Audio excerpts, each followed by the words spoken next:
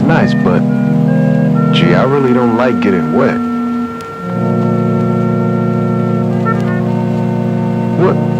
What in the world? No, I went under the awning. It's still raining. Why is it still raining? I did what I was supposed to. That's not fair.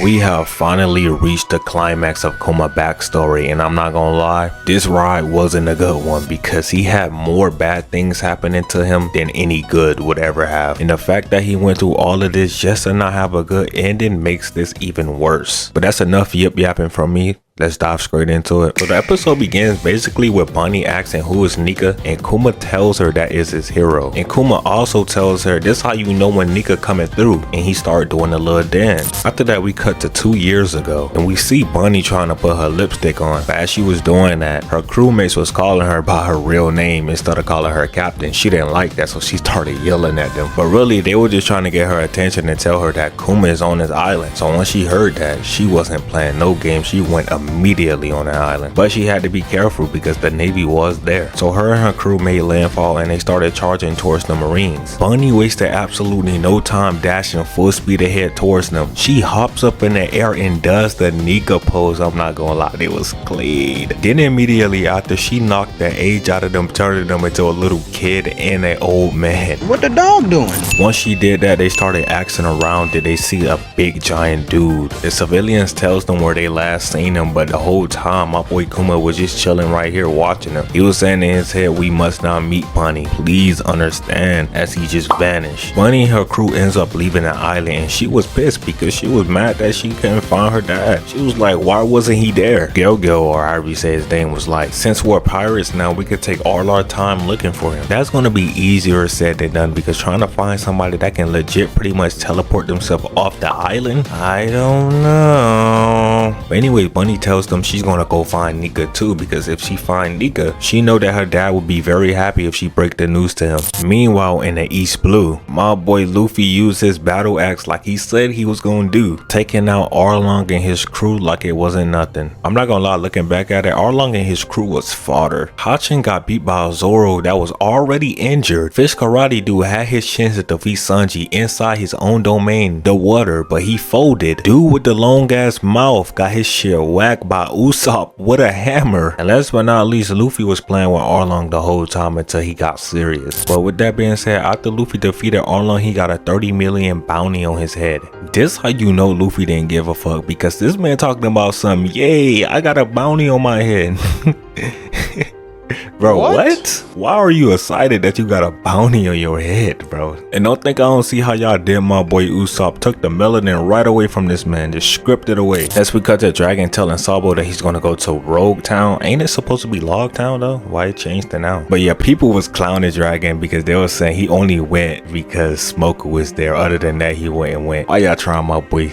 Ace was bragging to Jinbei that Luffy is his brother that defeated Arlong. And what makes this crazy is because Jinbei was kind of close to Arlong, maybe not like in like a real close way, but they was still kind of like brothers for real. They was on the same crew. That's we cut to KUMA looking at both Luffy and Bunny wanted posters saying that Dragon, ain't this crazy? Both of our children became pirates. Now looking back at it, it made sense that both Luffy and Bunny was gonna connect eventually because both of their dads know each other. Next up, we got Bunny giving the iron code of conducts for pirates to her crew. She tells them, plunder what you wish. Then her little self say, only from bad guys. Don't help people. Yeah, her little self say avoid it if you can. Also, she put this little ring on her cheek so her dad can notice her. Not only that, she gonna make herself so famous that her dad have no choice but to notice her. We head back to Aircat, and Vega Punk was telling KUMA that his clones and his modifications was going very smoothly. Also, Vega Punk asked KUMA did he hear about the kid that declared war against the world government. KUMA tells Vega Punk that that's Dragon's son. Vega Punk was shocked by that. KUMA also tells him, coincidence or not, he also defies the government with his rubber power powers, just like his hero, Nika. Meaning that Kuma sees Nika inside of Luffy. We cut to Luffy defeating Mordia, and right after that Kuma gets the order to annihilate the Straw Hats. But he was willing to let them go as long as they give him Luffy head. But we all know they wasn't going for that, leading Kuma to send a massive shockwave towards their way, completely wiping them out. But there was one person on the crew that stood on business, and that's my goat Zoro. He was like, take my head instead if you want a head, because after all, Luffy is the one that's going to be king of all Riz. So Kuma was like, alright, bet. If you want to take his place, take all of his pain and suffering onto yourself. And as Kuma was watching Zoro go through this, he said in his head, this would even knock me unconscious. So the fact that Zoro was willing to do all of this for his captain, no, his friend, proves to you how loyal he really is. Even Kuma himself said he has good companions. I should have expected no less from your son, Dragon. Later we soon see Kuma getting ready to make landfall on Sabaody, but he gets this call saying that he has to attend to Ace's execution, and they tell him it will be war with the Whitebeard pirates. He just tells them he'll be there. We then next see Bunny being a whole glutton, just eating everything up, while Kuma looking through the window because he was like, this the last time I'm gonna be able to see Bunny. Everybody over here looking at this man weird. I'm not gonna lie, I'll be the same way because look.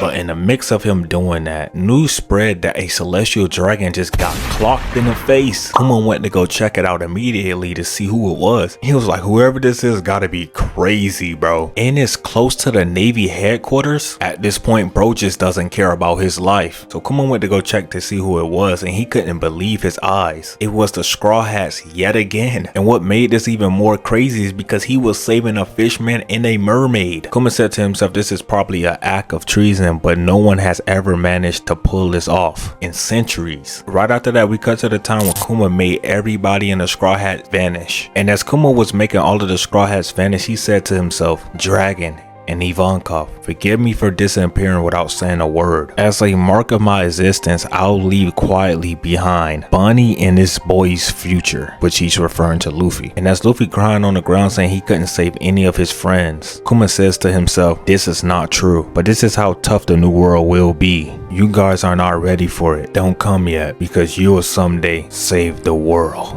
So yeah, as we all know, Kuma did all of that just to prepare Luffy and them for the new world because he knew they wasn't ready for it yet. W Kuma, bro. Lastly, we cut back to Egghead and we hear Vega Punk saying, stop the Skruk switch. How much do you fear Kuma? He was saying that to Saturn, bitch ass. Saturn talking about some, you turn him into a deadly weapon. Vega Punk basically tells him that you people are at the top of the world. Why does that really matter? Saturn scary ass talking about some, but what if he go berserk when we out of command range? Who will stop him and how? Vega Punk tells him in exchange for installing that into him, let him keep a bit of free will. I invented a brain circuit that toggle between personalities. But Saturn was not going for it. He was like, I already gave you my orders. He ain't getting no free will. I'm a scientist myself. You cannot trick me. So you do all of the work then, bitch. Since you're a scientist. All he do is just sit around, drink tea or coffee all damn day. Vega Punk tried showing his concern for both Bunny and Kuma, but he just hung up on him. After that, Vega Punk walks in the room and Kuma tells him that he appreciates the sentiment. Vega Punk was surprised that he heard it, but Kuma tells him, who you think was the one that gave me super hearing?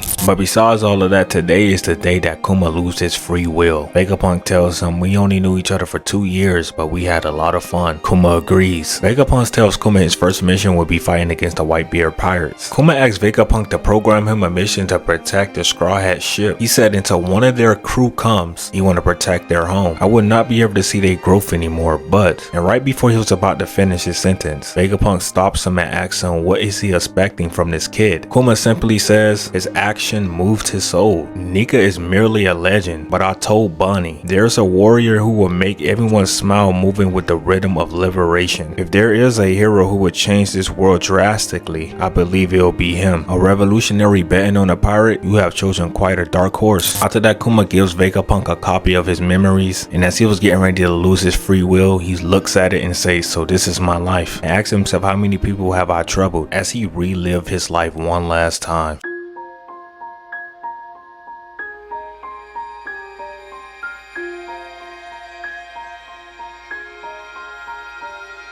Follow me, I'm standing on the border of everything. Listen close, can you hear the the spirits sing lost messages of long ago.